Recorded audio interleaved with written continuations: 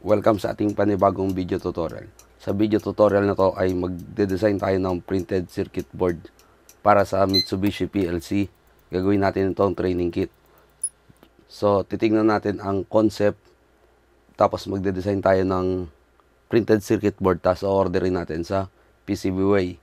Titingnan natin kung gaano siya katagal dumating at pagkadating, assembling kagad natin at testingin. Nga pala, 4 na araw inabot tong printed circuit board na to. Ngayon, okay na siya, wala namang problema. So, matagal lang talaga sa ganito yung pagde-design. Inabot ako ng mga 3 oras sa design, pero pinaiksi ko. Medyo mahaba tong video na to para makover natin lahat. Kaya't simulan na natin. Meron ako pinag-aaralan ngayon itong PLC na to. Ito ay Mitsubishi FX1S 14MR.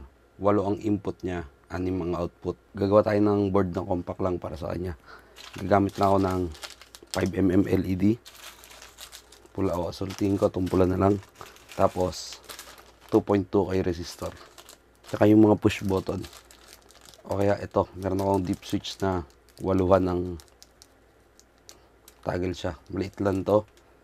Ang plano ko talaga yung push button lang, pero para ma-simulate natin yung emergency stop tsaka itong mga selector switch, yung nagla-latching na switch, ito. So, meron ito, meron ng push button.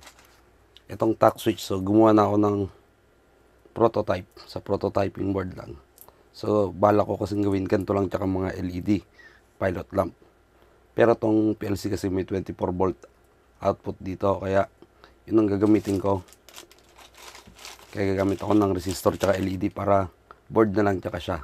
Tapos madali nang mag-practice. Okay, bali ganito. Itong PLC na to ay merong 220 volts na input. Pag nalagyan natin siya ng power, meron siya ditong sariling power supply. Ito yung terminal niya. Yun yung 24 volt. Pag tingnan natin yung datasheet niya, meron siyang 400 milliamps na capacity sa 24 volt DC power supply niya. Tapos, meron siyang 5 to 7 milliamp per point sa input. So, meron tayong 8 input kung 7 milliamp yan. Mga 54 milliamps yun. So, meron tayong allowance itong mga 300 milliamps. Kaya ang gagawin natin, ang LED na 5mm tsaka resistor na 2.2K 1/4 watt. Itong LED na to para sa power indication. So, bakit 2.2K ang resistor na gagamitin natin? So, ganito yung formula ang ginamit ko. Current equals power supply minus forward voltage ng LED divide resistance. So, ang power supply natin ay 24 volt. Ang forward voltage ng LED natin ay 2 volt. Kaya meron tayong 22 volt na i-divide sa 2,200 ohms. Makakuha tayo ng 0.01 ampere o 10 milliamps. Ang LED na ganito ay, ang sagad nito ay 20 milliamps. So, okay na yung 10 milliamps, mas maganda para hindi siya ganong maliwanag. Tapos, pasok siya sa 1/4 watt na resistor natin. Pag minultiply natin yung current sa voltage, meron tayong 0.22 watt. Pasok sa 1/4 watt. Ang 1/4 watt ay 0.25 watt. Pwede natin isagad to sa 20 milliamps. Pero gagamit tayo ng 1,100 ohms na resistor o 1.1K ohms. Tapos, 0.5 o 1/2 watt ang gagamitin natin. Okay, so ganyan lang. Ganito ang kalalabasan natin, 2.2K lahat. Tapos 8 tack switch sa input. So ganyan lang siya kasimple. Meron tayong input, meron tayong power indicator, at meron tayong output. Ito yung tatawagin nating PLC trading board. Simulan na natin. Ang gamit kong software ay EagleCAD para sa PCB design. Gawa tayo ng project. Right click, new project. Okay. PLC trainer. Simple lang to. Tapos gawa tayo ng new schematic. Okay. Add part kagad tayo. Ang parts natin ay 5mm LED. Okay. Dito LED na lang. LED. Hanapin natin yung 5mm. Ito LED lang. Yun. Dito ko natin yun ay LED lang. Tapos 5mm LED. Okay. Kailangan natin na ito ng 6 lang. 6. Gawin natin 7. para sa power indication yung isa. Tapos resistor.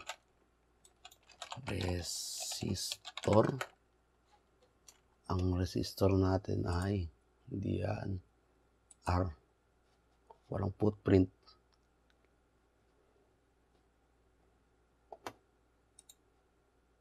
Dito ko natin popularity.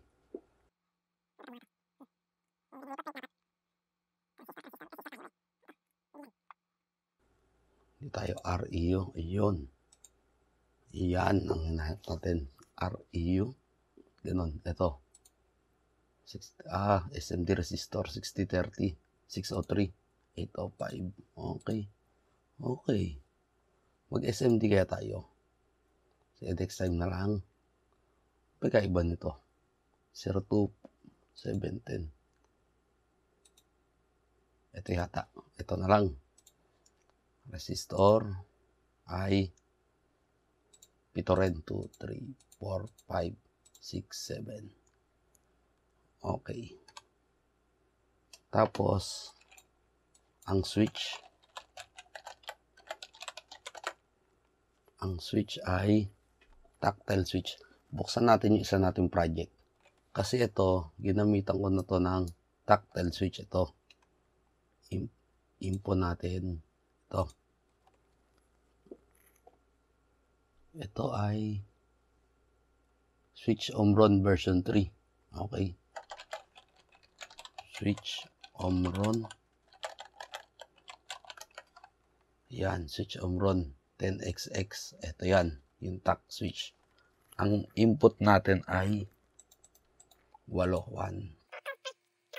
Tapos, wala na, yun lang. Yung deep switch. Ito ang problema ko, yung deep switch. Hanapin ko pa yung footprint nito. Deep switch. Okay. Switch. Deep. Okay, deep switch. Oy, ito 8. Yan. Parang SMD to ah. Kailangan natin ng true hole. Ito. Yan, true hole. Okay, susukatin naman natin to bago natin tuloy ang ikabit. Tapos, gagamit ako ng connector. Copyin ulit natin to. Ang connector na ginamit ko dito ay ito. Input tayo. AK500. AK500. Ito. Yan. Damihan na natin sa input. Siyam. Okay. Input to. Input. Sa output, pag sinama natin yung 24 volt, 11. Positive tsaka negative. Okay. So, yan lang. Yan lang. Ang wiring natin ay wiring tayo.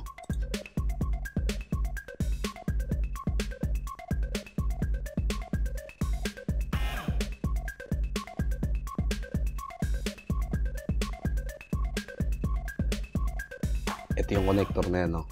Susukat na sukat yan, kaya yan ang gagamitin ko. Pero hindi ko siya lalagyan ng connector, siguro ihinang ko na lang. Maganda yung hinangan yan.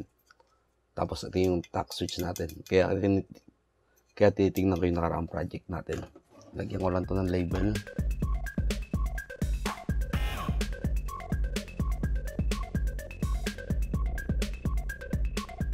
Pag kinlik kasi natin, makikita natin, right click, umiikot. So maganda to pang palinis ng itsura ng kahit na paano umayos-ayos naman. Kahit magkapataw yan, walang problema. Dahil parang tagging lang yan. Okay? Okay, alright. Tapos na tayo sa input. Yun lang ang input natin. Sa output natin, kukunin ko to.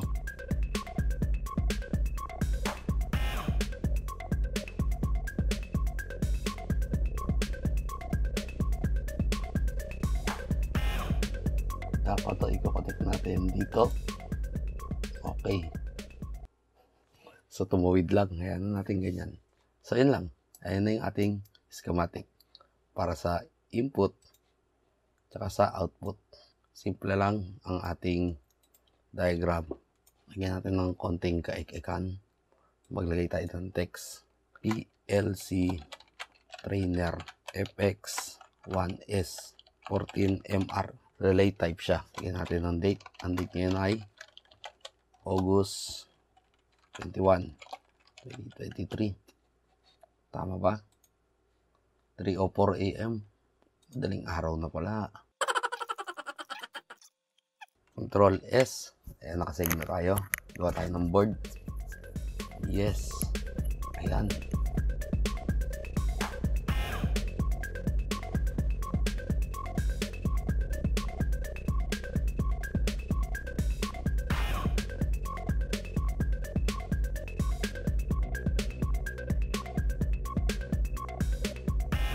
Okay, inayos ko lang yung arrangement. Tapos, itong resistor, ito na sa bottom view.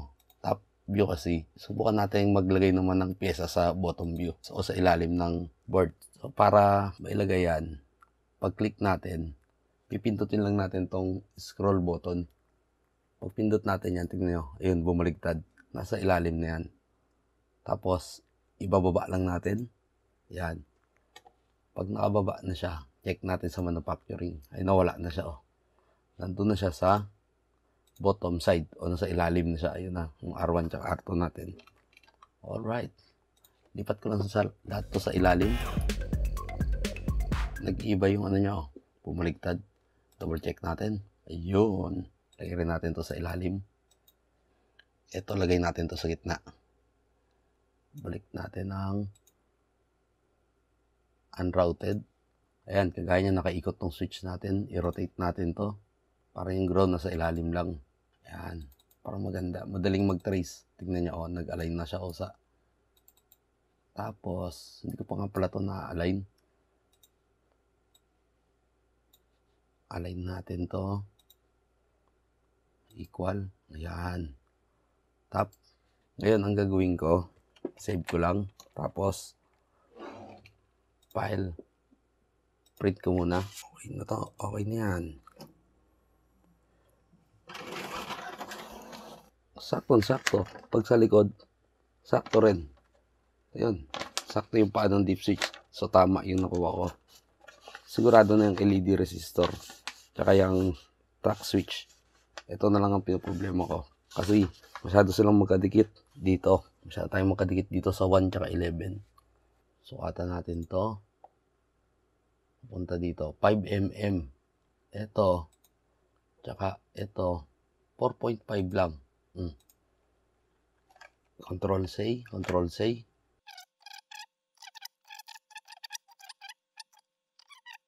Pwede na yan. Pwede na yan. Ayan na, umusod na. Maganda na yung pagitan nilang dalawa. Close natin to. Save natin. At i-route na natin. Go tayo ng polygon sa top. Gawin natin tong COM. Rat's nest natin. Boom. Ingat sa manufacturing. Ayan, oh, nakadikit lahat ng ilalim natin. Ayan yung minarkingan natin ng common sa ating schematic. Ito, naka-common lahat yan. Pati yung deep switch. Okay. Tapos, ito, pangalanan din natin to. Dito sa schematic. Name. Ito, tong NS3. Gawin natin tong GND. Alright. Ground na yan. So, simula ngayon, siya ay ground na. Balik tayo sa schematic. Punta tayo sa bottom. Gawa tayo ng polygon ulit. Okay. Ito naman ay GND o ground. Rat's nest natin. Boom. Check natin sa manufacturing. Ito. Ayan, o. Naka-ground na lahat nung tigigisang paan ng LED. Naka-ground na, naka-ground. Pati yung isang LED dito. Ito, LED to. Yung resistor, hindi. Dito, wala. Sa ground tayo, ah. Sa bottom. Tapos dito, ito, isa. Okay, balik tayo dito. Save natin. Tapos close ko to. Save ko rin to. Buksan ko ulit. para mawala yung rat's nest. Okay. Tapos, hindi na naka-airwire yan, no? Ibig sabihin, nakakonekta na yung mga yan, pati yung tigigisang paa ng LED. Etong mga natira na to, ito na lang ang lalagyan natin. Huwag natin patagalin. Tatabaan ko na. 0.4.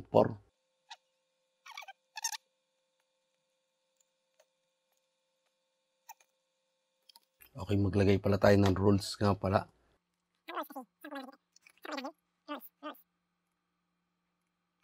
To clearance. 6 mil. Gawin natin tong 20. 20. Ano, hindi ko tanda yung mga pagkakabit ko. Lakayan lang natin konti.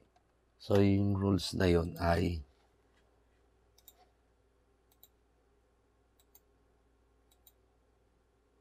kusa siyang iiwas ng ganyang kalaki. So, ayun yung 20 mil. Gamit na gamit yan sa masisikip. Ito, ang luwag-luwag nitong board na to. Kahit mamasyal-masyal ka pa, wala problema dito. Okay. So, tong isa na to, yung airwire niya nandito. Pwede naman tayo dito magsimula eh. Dito. Ayun o, dun siya papunta.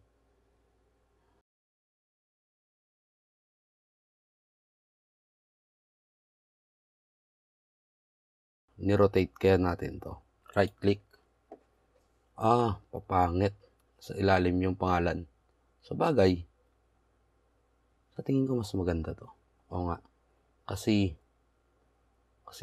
hindi ko naman balak gamitin yung ano eh.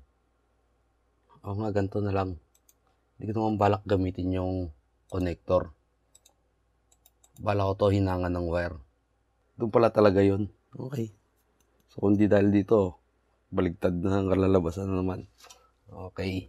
I-route na ulit natin. Ito. Pwede natin yung padaanin dito. Wag.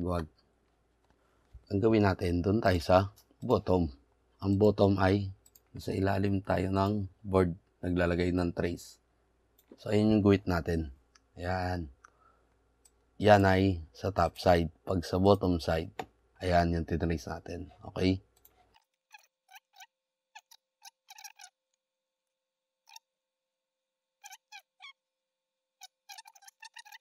Wala ang problema dyan. Hindi naman maselan itong board natin. Ilaw tsaka resistor lang to eh. Okay? Ang tagal niya mag-update dito. Hindi siya nag-update. Ngayon, ito papunta dun. Itong resistor na to ay nakabaligtad. Nakabaligtad tong resistor na to. Baligtarin natin.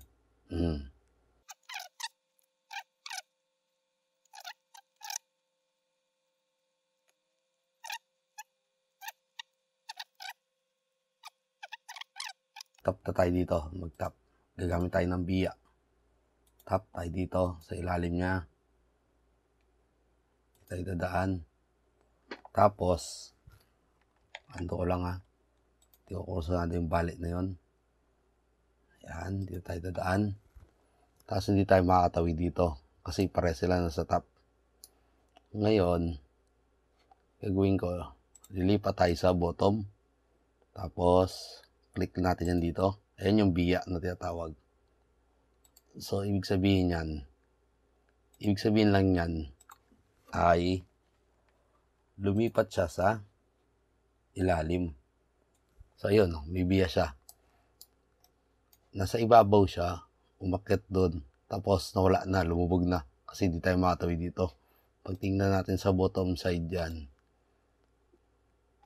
bottom side, ayun yan, no? Lumabas siya doon, punta na doon. Alright. So, ganun yung biya. Malamang gagamitin din natin dito yung mga yan.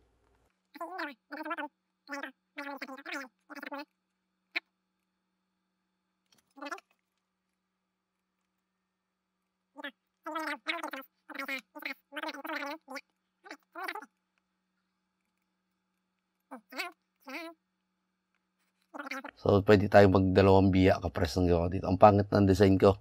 Pero, yan yung pinaka-basic. Basic ng halang, ang pangit pa. Nasa bottom view tayo. Top side. Ayun, may Ito yung mga BS natin. Alright. Check pala natin yung rules. Airwire. Meron tayong tatlong airwire. Saan yun? Yun. Ano yun? Tsaka to. Tsaka to.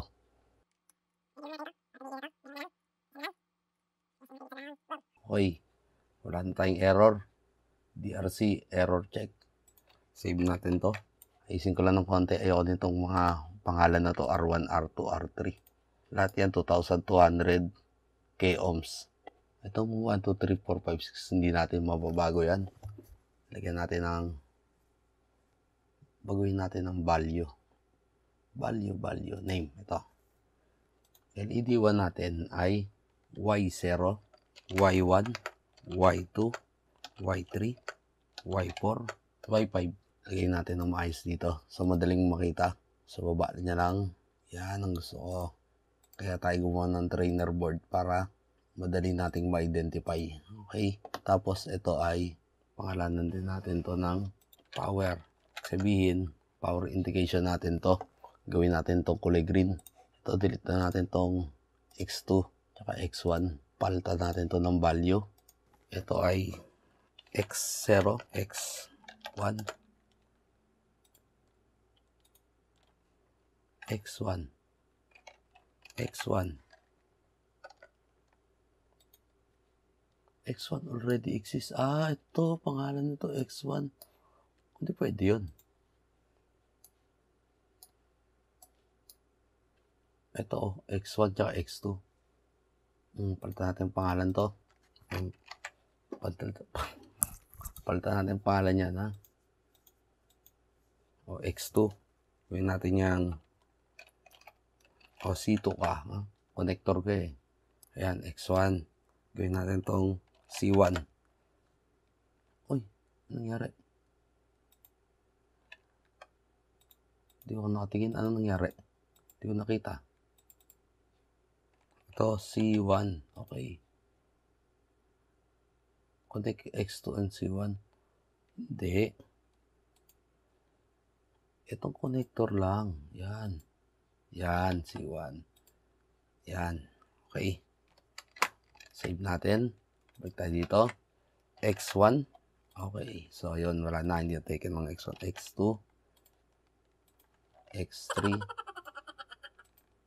X4. X5. X6. X7.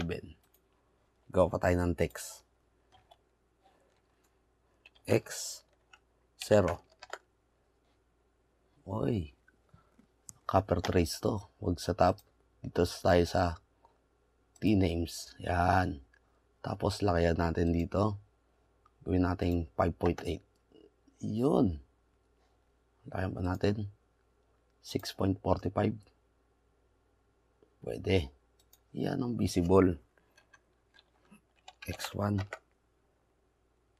Masyadong malaki. 5.08 lang. Yan.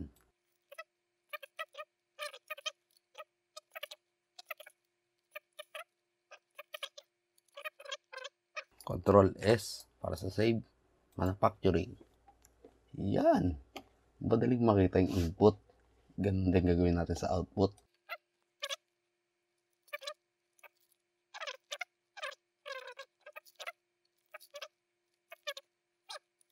Titingnan natin. Yan, no. Nga pala, itong PLC ay meron itong sariling ilaw. Uy, pamakuryente ako. Ayan siya, oh. Ayan, oh. Nakailaw yung input 5 dyan, input 6. Yung output may ilaw din yan. Kaso napakalabo pati yung power tsaka run. Ano, pag nakatagilid hindi nakita. Maganda na sana to eh. Kaya tong push button lang sana ang gagamitin ko eh. Makapag-training na ako.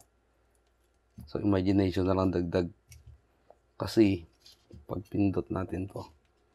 Pindutin ko tong push button. Ayan o, nailaw yung 3. Ibig sabihin, nasa X3 tong push button na to. Ito, X5. Normally close. Kaya pag pipindot, wala. Ito, X7. Okay. Itong toggle switch, X4. So, nakita natin yung ano, na ilaw. Yan yung mga output na pinaglagyan ko itong mga ilaw na to. Ganun siya. Meron siyang ilaw talaga. Kaso ang hirap makita. Kaya tayo nagawa ng gantong board. Tapos na to eh. Lagyan na lang natin ng pangalan.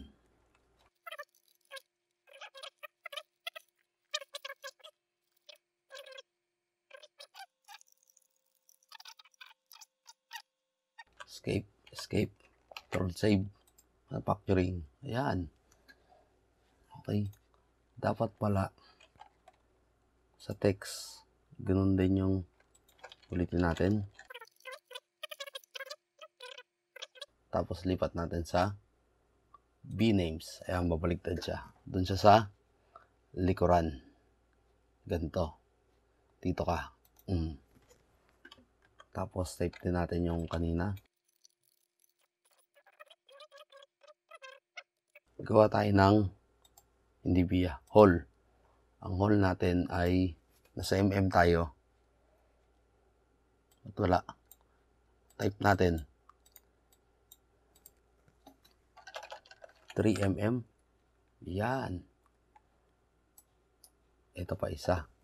Hindi ko alam paano to isakto eh. Unang-una, huwag tayo magbubutas sa merong copper trace. Putol yan. Okay, undo. Magbutas tayo sa walang copper trace. So, tatanggihin ko na lang.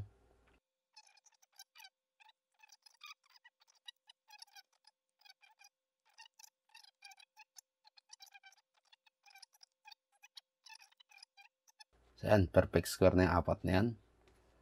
Save natin. Tingnan natin sa manufacturing. Ayun na yung butas. Ito yung top view natin. Meron pa akong gusto idagdag. Import tayo ng bitmap. Okay.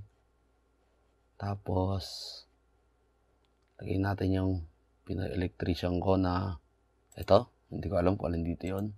Okay lang natin. Scan use color. Clear all. Black lang. Okay. DPI 300 to. At ito ay 25. Sabihin, run script. 25 sa layer, 25 siya sa top. Ayun. Ayun ang problema. Pwede na. Select ko to. Ito ang mahirap dito. Select ko to. Nadamay lahat. Didinan ko ang shift. Ang shift. Tsaka ang shift. Shift click. Okay. So, ayan. Usod natin yan dito muna. Oy! Control C. Nadamay pala ang dimension.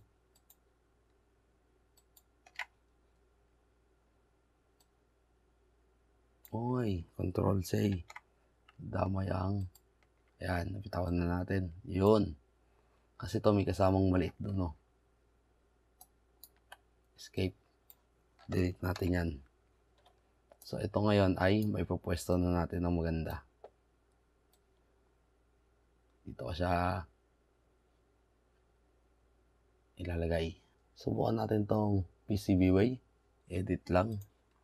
File. Save as. BMP. 16-bit color bitmap. Ayan, nakasave na tayo.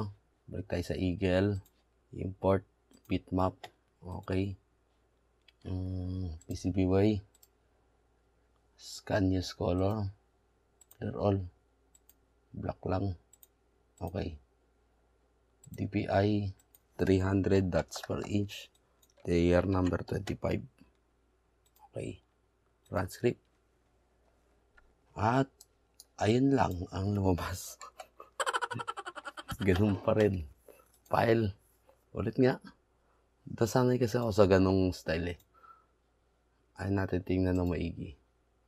BMP, scan use color. Makita natin wala namang ginamit na black eh. Clear all. Itong gray ang gamitin natin. Okay. DPI 300 dots per inch. Layer 25. Run script. Yun. Diba? Kasi sabi, black lang daw pipiliin eh. Pwede naman palang gray. Piliin natin to. May nadamay ba? Yung X0, control, click. Yung X2, X1, yun. X2, yun. Wala nang nadamay. Alright.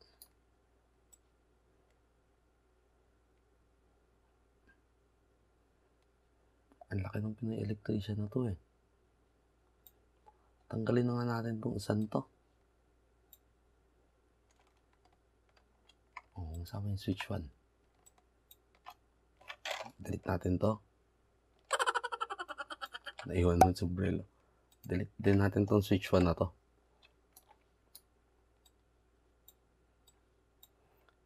Iyan, PCB way. Ano to? Siguro to buntot nun. Alright. PCB way. Salamat po sa ating sponsor.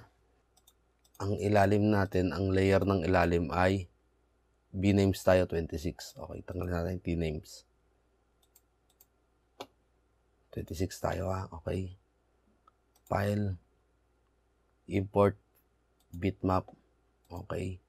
Yung baligtad na Pinoy electrician ito. Okay. Scan use color. Clear all. Ito lang. Okay. DPI. 300 dots per inch. Ito, 26 na. Kasi nasa bottom na tayo. Run script. Boom.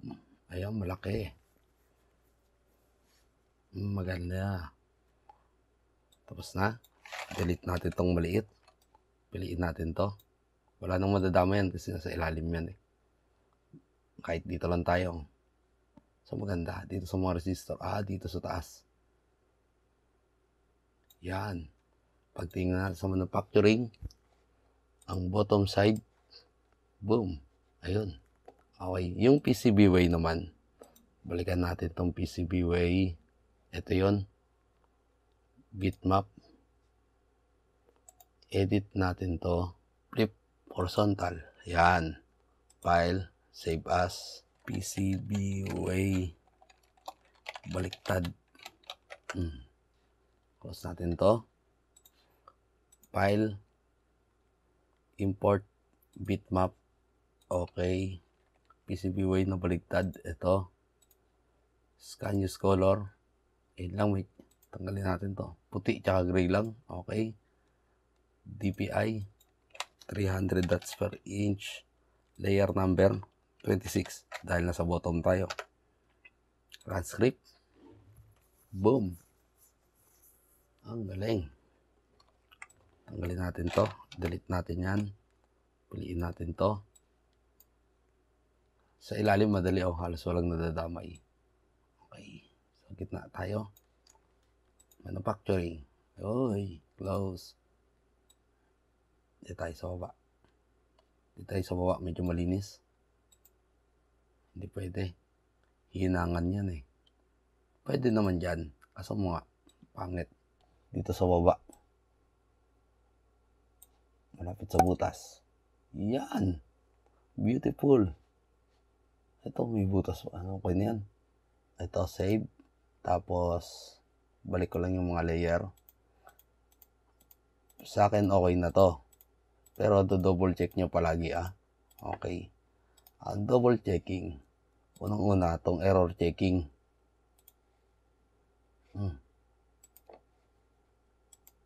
Error checking. Wire stub. Kung yan ako nagkaroon ng error. Anong wire stub na yun?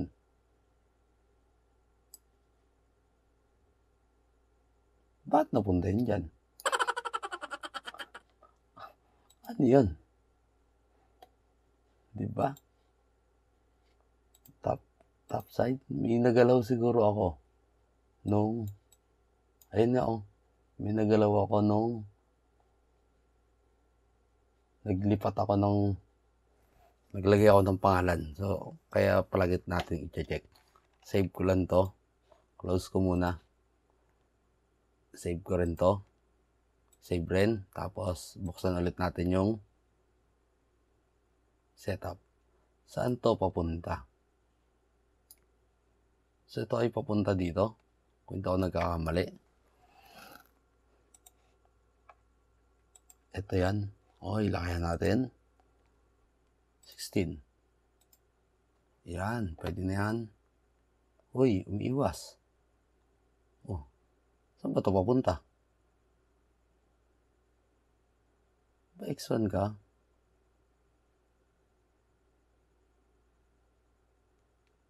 X1 to ah. Patay niya, dumikit. Patay tayo dyan. X1. Punta sa 2. Ah, ito yung napalitan ko ng pangalan kanina. Yung X1 naging C1. Diba? Value.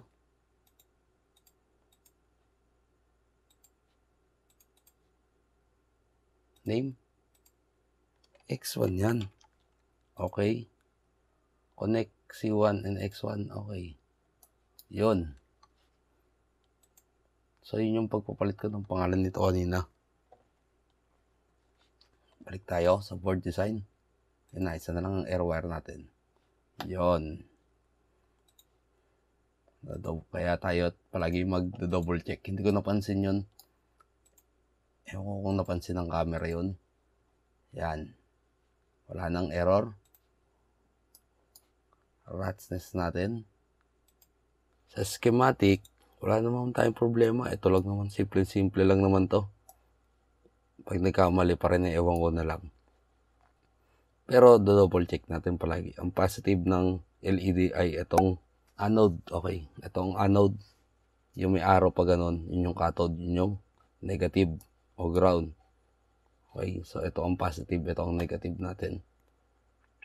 Si 11 tsaka si 10. Okay, meron pa akong open natin na X ko pala. Meron pa pala akong idadagdag dito. Close natin to. Board design. Okay, lagyan natin to ng pangalan. Name. 24 volt. Okay. Sa top name, T-names tayo.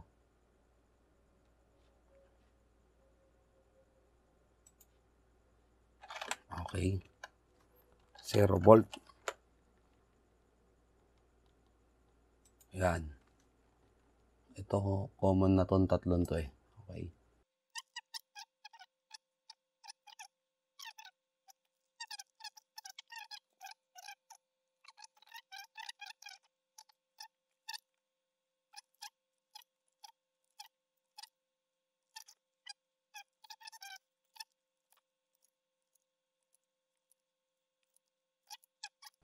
So, ayan. Nilagyan ko lang ng marking itong ating terminal. Save ulit natin. Check. Manufacturing. Ito yung ibabaw. So, ayan. May pangalan siya sa ibabaw. Sa top. So, mas madali. Diba? Tayo liligaw sa wiring. Sa bottom. Yun.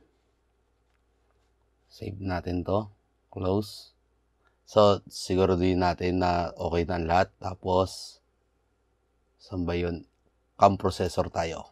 Okay, CAM processor. Alam ko, wala akong ginagalaw dito, kundi export as zip. Tapos, Gerber. Okay, export zip, process job.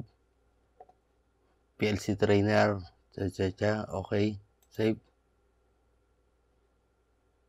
Open folder. Ito na siya. Punta tayo sa pcbway.com.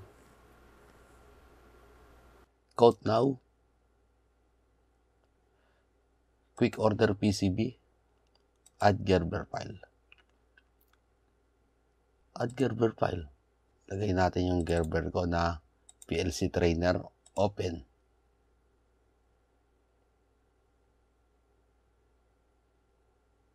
$5 lang sa 5 piraso. Within 24 hours of build time. Pero, $19 ang shipping gamit ang DHL. Bali, $24 siya. Pwede na rin. Pero pwede natin tong gawing 10 pieces. $5 pa rin. Okay? Yung presyo na yan, $24. Mabilis na yan, DHL. Pwede nating piliin yung ibang Shipping cost, ba't United States? Pili tayo ng EMS. 34 ba? Mas mahal pa. Ang pinakamura, USPS. 6 to 12 business day. Ang tagal. $13. Ito. Global Standard Shipping. Nakamatagal. Hindi ko pa ito nasusubukan. Pero dito ako sa DHL kasi matulin talaga pag DHL. Walang isang linggo. Mga 3 days lang nandiyan. Ito kinabukasan kaya na nila gawin to eh. Pero, ayan ay 10 board. Na-detect niya na 100/80 yung ating PCB. Wala akong ginagalaw dito. 1.6 ang thickness. TG 150-160. Ito yung pinagpipilian ko palagi. Red. Pag ni-red natin yan mag-iiba na presyo niyan. $5 pa rin. Pag purple tayo. Ayun o, naging $38 pag purple. Mahal pag red. $5 lang pag red. Pag matte black. Uy, $38. Pag matte green. $38. Pag walang kulay. Ano kayo itsura ng walang kulay? Pag yellow, $5 lang din. Pag blue, hindi pa ako nag-order ng blue ah. Blue na lang. Pero kursado ko tong purple. O kaya matte black. Dahil ako ay merong, ang order ko kay PCBWay sa gantong sponsor ay libre lang. Kahit anong ordering kong kulay, pwede. Hindi ko kailangan magtipid. Pero para sa video na to, kukunin ko ay blue na lang. Blue.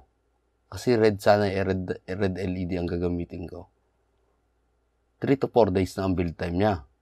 Pero pag green lang talaga, yung ordinary, within 24 hours, gawa na yan. So, matulin. Dito tayo sa blue. Hindi naman tayo nagmamadali. Okay, 3 to 4 days. Save to cart. Ayan na siya. $5. Kulay blue. Silk screen white. Proceed to checkout lang natin. So, ganun lang siya kadali.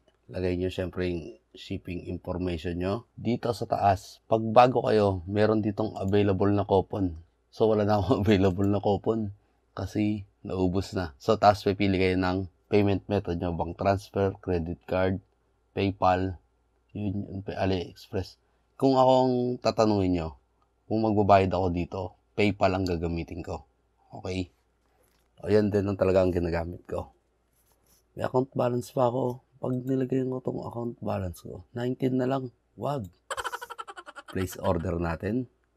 21 ko na place yung order. Ngayon, 25. Nandito na siya. Eksakto.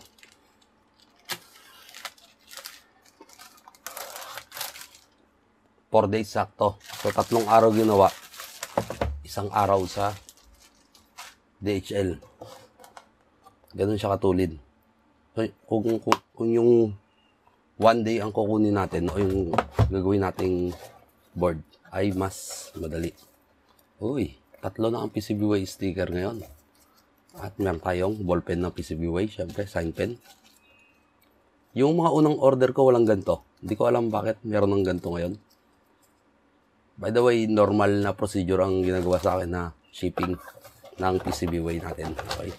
Wala tayong priority o ano. Hindi tayo naka-VIP ha. Kung ano yung service sa akin, yun din ng magiging service sa inyo kung o-order kayo. Parang basa pa. Naka-vacuum siya. Oh. Pag dumating siya, naka-vacuum. Ayan ng ating 10 board. Nakita nyo ilaw, tumatalbog sa kanya. Maganda. Yun yung resistor sa likod. Dito yung LED sa harap. Ito yung connector. Tingnan natin yung ibang kulay. So, ito na yung mga board na na-order ko. Ito yung unang-unang green, yung black, itong white, at ngayon, itong blue. Maganda. Magandang quality ng PCBWay. Dami ko ng gawa ah. Gumagaling na ako sa board design. Ang ganda oh. Saktong-sakto. Beautiful. Tong connector, hindi ko na to gagamitin. Tatabi ko na lang muna ulit to. Pero, nandiyan yan. Para ikabit natin. Pwedeng ikabit. Kasi ang gagawin ko, rekta ko lang yung wire. Bali, ginamit ko lang tong footprint ng connector para yung space niya. Madali ko siyang inang sasokso niya yung wire. Tapos, doon ko na i-screw sa PLC. Okay? Assembling ko muna to.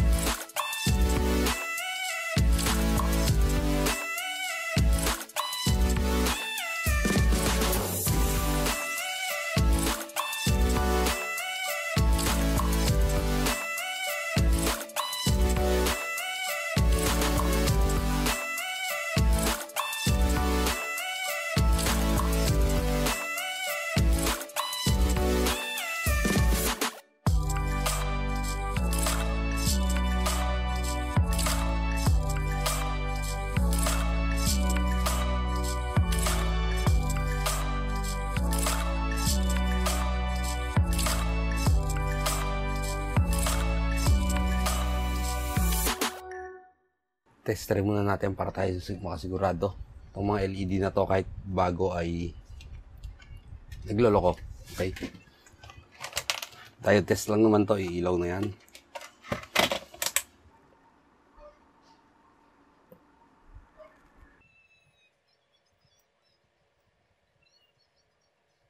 Okay, good. Gagamit lang ako ng 0.75 mm squared. Itong mga kable ay ilalagay ko sa likod para kita ko yung marking dito pag terminate ko. Di kasya. Di pala kasya yung kable ko. Masyado pa rin mataba yung 0.75 mm squared.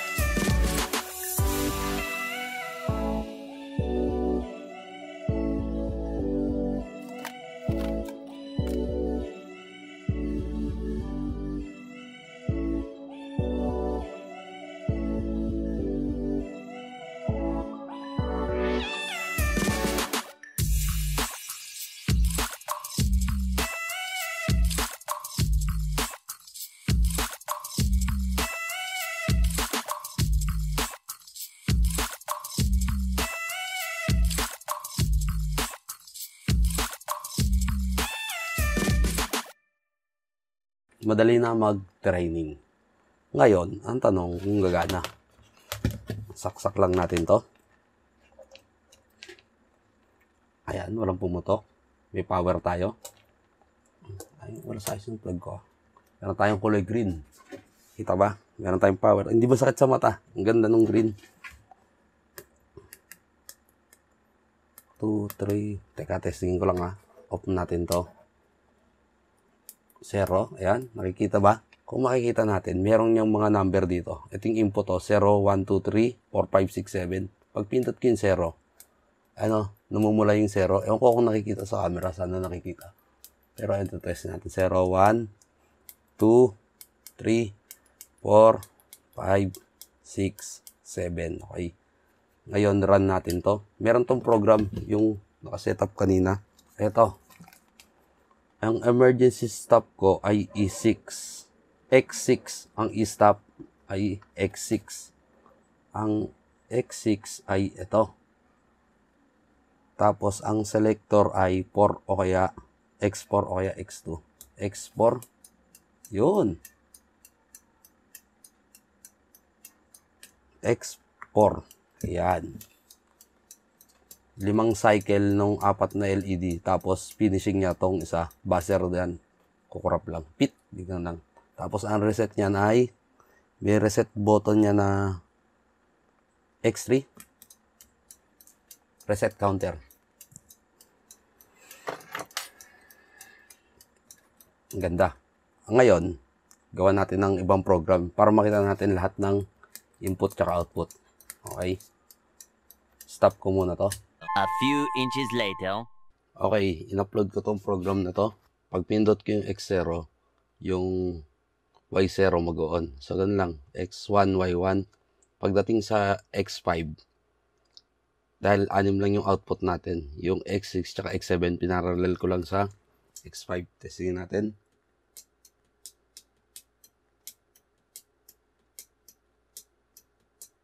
Okay. So, yung toggle switch, ganun din. Naliliitan ako sa kanya. Gagamit pa ako ng panundot para matesting.